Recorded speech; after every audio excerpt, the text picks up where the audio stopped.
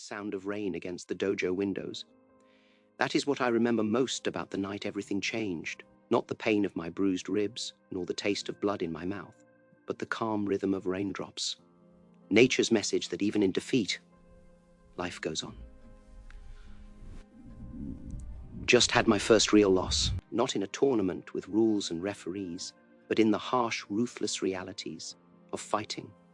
One moment of pause, one split second when my mind deceived my body, was all it required. Pay close attention. What I'm about to say isn't just another collection of motivational cliches. This is warfare philosophy, a battle plan for the war going on within your mind every day. Most people live and die in a battle that they never recognize, let alone win. The weapons I will give you were not forged for comfort or theory. Tempered by blood, sweat, the unwavering pursuit of the truth. You are asking why I am telling you this. Why would Bruce Lee, known as the Dragon Bedragon, begin by speaking your defeat? The solution is simple. Your journey to realizing your full potential begins when you recognize that your greatest adversary is not out there somewhere.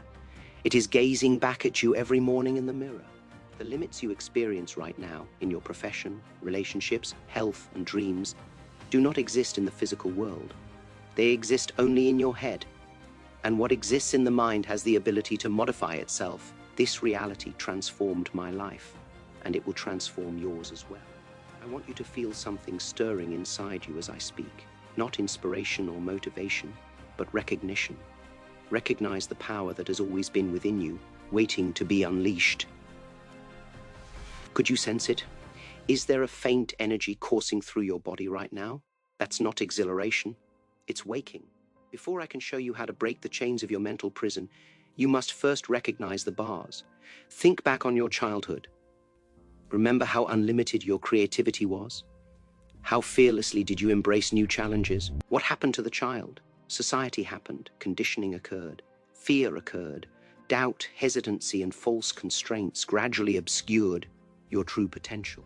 Allow me to tell you about Wong Jack Man. Many people are aware of our historic fight, but few comprehend what actually occurred that night. Yes, I defeated him physically, but the real war was internal. For weeks, all I could think about was proving myself, protecting my honor, and demonstrating to the world what I was capable of. I wasn't fighting Wong Jack Man, I was fighting my own fears and want for affirmation. After that struggle, fatigued beyond measure, I understood I had almost lost because I was fighting two opponents at once. The man in front of me and my own insecurities. That night I resolved to dominate my mind with the same rigor that I had managed my body. This is the path I invite you to start today. The first enemy you must recognize is what I refer to as the Kune critic. This voice sounds wise, cautionary, and protective, but it is the murderer of dreams. When you're about to take a risk, it says, no, you're not ready. When opportunity arises, it whispers, you're not qualified. When growth demands agony, it says, you're not capable. I recall the day I chose to start Jeet Kune. The inner critic was relentless. Who are you to invent a new martial art? The ancient masters will reject you, and traditional schools will mock you. Had I listened, I would have stayed stuck in rigid shapes in someone else's truth. Instead, I responded with what would become my philosophy: once I will not allow what is to limit what could be. The second antagonist is the ghost of yesterday. We carry our past mistakes with us like anchors, allowing them to foretell future consequences. When I initially arrived in America, I felt like an outsider. I didn't fit in. Every rejection in Hollywood confirmed this narrative. See, my thoughts would say, they will never accept you. This ghost almost convinced me to give up my aspirations and return to Hong Kong. What released me was a simple but profound realization. Yesterday's outcomes were caused by yesterday's thinking. New thinking leads to new consequences. I began to consider each audition not as a reflection of my worth, but as an opportunity to express myself. This transition from being defined by the past to being aligned with the present transforms everything. The third and possibly most serious opponent is what I term the illusion of separation. This is the deeply ingrained conviction that you are disconnected from your true potential, others, and life itself. This delusion is manifested through comparison, competitiveness, and constant evaluation. Am I good enough? Am I better than them? Am I deserving? I spent years comparing myself to other martial artists, testing my skills against theirs, and determining my worth through external validation. This divide caused tension, which is the enemy of smooth movement, both in combat and in everyday life. Own power is derived not from division, but from unity. Not from tension, but from relaxation into your own nature. Let me now show you how to beat these foes through transcendence rather than force. The first premise is what I refer to as emptying your cup. A cup that is already full cannot accept anything new. Your mind, which is full of preconceptions, judgments, and fixed beliefs, cannot accept new information. When a young fighter came to me for training, his first words were, "I've mastered karate. Now I want to learn from you." I asked him to demonstrate a punch. As he did, I merely placed my palm on his arm, redirecting his force, and caused him to strike himself. Confused, he inquired as to what had occurred. "Your cup is too full," I responded. "If you're so certain of what you know that you cannot see what is..." This explains why children learn so rapidly while adults struggle. Children arrive with empty drinks. Start each day by emptying yours. Challenge your preconceptions, test your limits. Ask yourself this question: so what if everything I believe about my capabilities is merely an inherited story, not the truth of who I am? Second concept is be like water. Water is an excellent metaphor for the adaptive intellect. When put in a cup, it becomes the cup. When put in a bottle, it becomes the bottle. Water does not resist the container, rather, it adapts while keeping its core nature. Your thoughts must achieve the same fluidity. Most people's thinking becomes rigid, brittle, and incapable of flowing past obstacles. They keep running into the same problems, trying the same unsuccessful solutions, and asking why nothing changes. But water follows the route of least resistance. It does not struggle. It adapts, flows, and penetrates. When Hollywood placed me as the sidekick, servant, or stereotype, I didn't spend time battling the system head-on. Like water, I discovered another road. I returned to Hong Kong, made my own films, built my celebrity, and then returned to America on my own terms. The barrier becomes the path. The third principle is what I refer to as alive action. This is action that is not constrained by formulae, patterns, or preconceptions, but rather reacts to the situation as it unfolds. Most people live mechanical lives, repeating patterns passed down to them and reacting based on conditioning rather than awareness. They call it security, but it's actually stagnation. In martial arts, students begin with forms, which are defined patterns that serve as a foundation. But the master understands that in genuine conflict, forms must be abandoned. You cannot foretell what will happen, so you must be entirely present and alive to the moment. Your mind must be like a mirror, reflecting what is without judgment or hesitancy. This principle applies to all aspects of life. Your company difficulties will not follow the textbook examples. Your relationship troubles will not be resolved with generic advice. Your personal development will not follow someone else's path. You must acquire living action, the ability to respond to life as it is, rather than how you've been told it should be. Now, these concepts are powerful, but without application, they are just philosophy. And philosophy has never transformed a life. So allow me to teach you particular practices, daily disciplines that will retrain your mind from limitation to liberation. The first practice is called 1-inch focus. The 1-inch punch that astounded so many was not about strength, but about total concentration of energy. Most people distribute their mental energy between dozens of worries, never focusing their full capacity on a single one. Their impact is limited since their emphasis is diluted. Each morning, pick the one action that will most strongly propel your life forward, then carry it out with entire presence. Pour all of your energy, attention, and intention one area of emphasis.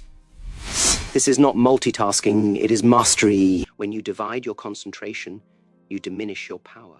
I remember preparing for Enter the Dragon. Rather than being intimidated by the enormity of my first major American film, I dedicated each day to learning one scene, one movement, and one expression. Excellence is attained by focused action, repeated on a regular basis, rather than through grandiose aspirations. The second practice is what I refer to as a truthful expression. Most people live in a state of perpetual performance, presenting the world with a carefully produced image while concealing their true nature. This split causes internal strife, which drains energy that could be used for progress. Find at least one occasion each day to communicate your truth without worrying about how others may react. This does not imply being rude or careless. It simply means being authentic. When asked my thoughts on traditional martial arts, I could have given a tactful response. Instead, I stated the truth. Classical forms are like a classical mess. This honesty cost me relationships while preserving my integrity. Your power grows in exact proportion to your willingness to be yourself. Reclaim the energy you've spent faking, second-guessing, and calculating other people's answers by committing to honest communication. Start with baby steps if necessary, but get started. The third practice is progressive resistance. When you face more resistance, your muscles strengthen. Your mind develops in the same manner. Most people avoid psychological resistance by staying within the comfort zone of what they know they can accomplish, never venturing into the unknown. Each week, actively seek out one challenge that will push you beyond your imagined limits. If speaking in public makes you nervous, offer to present at your next meeting. If physical training intimidates you, do one more repeat than you believe is possible. If creative expression makes you feel exposed, share your work with one person who matters. I did not become Bruce Lee by taking the easy route. I increased the weight of my kicks by practicing with ankle weights. I improved my speed by boxing underwater. I broadened my perspective by studying philosophy beyond martial arts. Progressive resistance isn't about taking irresponsible risks. It's about gradually expanding your skills through intentional challenge. The fourth technique is called meditative awareness. The untrained mind is like a drunken monkey, continuously chattering and bouncing from thought to thought, motivated by impulse rather than intent. This mental instability provides fertile ground for limitation, uncertainty, and fear. Every day, spend at least 10 minutes in perfect quiet, observing your thoughts without connection. Try to control your thoughts. Simply observe them. Consider how many of your thoughts are repetitious. Observe how many are negative. Consider how many are plain false. This observation embodies freedom. When exposed to the light of awareness, the thoughts that had previously controlled you begin to lose power. You are capable of transcending what you notice. What remains unconscious determines your fate. This practice was created not in tranquil monasteries, but in the pandemonium of Hong Kong streets, on film sets, and in the demands of operating my schools. Meditative awareness is not about evading reality. It is about engaging with it from a place of clarity rather than confusion.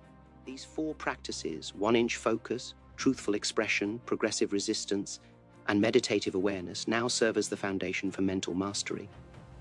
But there is one final factor that defies skill. I call it artless art. After years of training, accumulating methods, and mastering forms, the true martial artist learns that the ultimate expression is found in removing everything that is unnecessary. As I famously stated, Eintit is not the daily increase, but the daily decrease. Hack away at the unnecessary. This principle has significant implications for your brain growth. True emancipation does not result from gathering positive thoughts to oppose bad ones. It comes from understanding that you are not your thoughts. You are the awareness that drives the thoughts. You are not the conditioning that you have received. You are the consciousness capable of observing and transcending that condition. When you catch a sight of this truth, even for a moment, everything changes. The opponents we previously identified, the inner critic, the ghost of yesterday, and the illusion of separation, lose their potency because you no longer identify with them. They become weather patterns that flow through your consciousness of the sky rather than the actual sky. I went through this metamorphosis during my 6-month rehabilitation from a major back injury. Doctors warned me I might never kick again. Lying immobilized, I confronted my darkest fears, What if I could no longer express myself through martial arts? What if the persona I had created was ripped away from me? In the darkness, I discovered something profound. I was not in my powers. My accomplishments did not define me. I was not even in my own body. I was the consciousness going through all of these transient circumstances. This insight revolutionized not only my recuperation, but also my entire perspective to life and combat. This is the ultimate practice I can provide you. It goes beyond skill, discipline, and effort. It is the discipline of discovering your true essence beyond any constraint, conditioning, and fear. When you come into contact with this fact, however briefly, the mental prison that has enslaved you begins to collapse. Not because you struggled against it, but because you realized it never existed, save in thought. Now let me clarify something. This approach I'm discussing isn't about achieving some ideal condition in which you never experience doubt, fear, or limitation again. As another delusion. Even the most skilled masters still confront these challenges. The distinction is in how they relate to them. When uncertainty occurs, they do not associate with it. When dread arises, they do not become it. When they encounter a restriction, they understand it as a momentary mental situation rather than a permanent reality about their ability. This transformation in perspective on your experience from fusion to witness is the core of emancipation. I want you to try something now. Take a moment to feel your body's weight, no matter where you are or what you are doing. Pay attention to how you breathe. Feel the vitality in your hands. Now ask yourself this simple question. Who is aware of these sensations? The consciousness of your experience, that is who you truly are. Nor the chattering voice in your head, nor the collection of experiences you refer to as your history, and not the set of habitual reactions you've been trained to perform. This awareness has never been limited, except by the thoughts it holds. This awareness has never been harmed except for the experiences it has identified with. This awareness, your genuine nature, has always been whole, complete, and unrestrained. Everything else is acquired, fleeting, and eventually unreal. When I say your limitations live only in your mind, I'm not making a metaphor or a motivational statement. I am pointing out the literal truth of your existence. The mind imposes limitations through thought, and what is generated, undone, not via force or fight, but with clear vision. So, what happens now? You've heard my words and possibly felt something stirring within you. However, inspiration fades quickly if not followed by action. Knowledge without application is only intellectual pleasure. Here's what I propose, a 7-day challenge to start demolishing the mental prison that has held back your brilliance. Day 1, document your limitations. Write down every I can't statement that has an impact on your life. I can't speak in public. Sen, I can't change careers now. Sen, I can't coach that person. Don't judge these views, instead, bring them to light. Day 2, question everything. Take each constraint from day 1 and ask, and is this completely true? Can I be positive that this constraint is a fact rather than an assumption? Who am I without this belief? Day 5, progressive resistance. Determine what you believe is slightly beyond your existing capabilities. Take a definite step into the unknown. Remember that survival equals success. The outcome is less important than the willingness to stretch. Day 7, artless art. Throughout the day, practice recognizing occasions when you identify with a constraint. When you find yourself becoming your ideas, gently tell yourself, I am not this thinking, and the awareness that observes this thought. This 7-day practice will not fully change your life. That is not its objective. Its goal is to disrupt the automatic patterns that have ruled your life, leaving a gap between stimuli and response in which new possibilities can arise. Your freedom lies in this gap. Remember, I'm not offering a replacement for your current system. It's an invitation to move beyond systems entirely, to discover the liberty that comes from recognizing who you already are, rather than striving to become. I started by telling you about my defeat, the rain on the dojo window, and the instant everything changed. Let me tell you how the story continued. Lying there, tasting blood and hearing rainfall, I had a choice. Accept this experience as proof of my limitations or an encouragement to overcome them. I selected the latter, not by denying what had occurred, nor by making excuses, but by acknowledging a basic truth. I had been defeated, not by my opponent's might, but by my own rigidity. I entered battle with preconceived notions, technique, and thought. And in that interval between action and reaction, I was found wanting.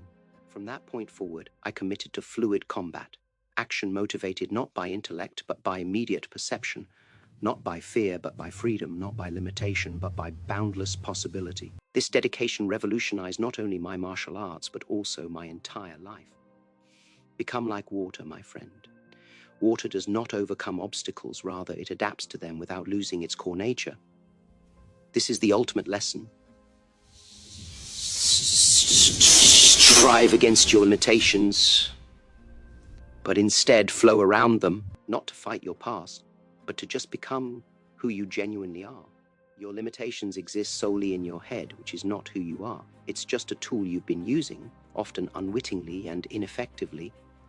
Reclaim possession of this tool. Direct it instead than allowing it to direct you. Instead of allowing it to use you, use it. The route I've described is not simple. It will test all you believe you know about yourself. There will be periods of uncertainty, resistance, and even terror. However, behind these transitory discomforts lies a liberation that most people will never experience. The freedom of a mind that supports your greatness, rather than imprisoning it. I'll leave you with this final thought. You did not hear these words by mistake. You were not led to this message by chance. Something within you already understands the truth of what I've said, that your restrictions exist only in your mind, that your actual nature is unaffected by training, and that your potential stretches far beyond what your mind has allowed you to see. Let go of your preconceived notions. Flow like water over barriers. Express yourself authentically in every situation. Focus your energy on what's most important. Question every limitation until it disappears in the light of awareness. And remember that the mind that restricts you is not the consciousness that you are. Your greatest battle is not with external forces. It is not even in conflict with the constraints you have accepted. It is opposed to the notion that these restrictions define, contain, or reflect the truth of your limitless nature.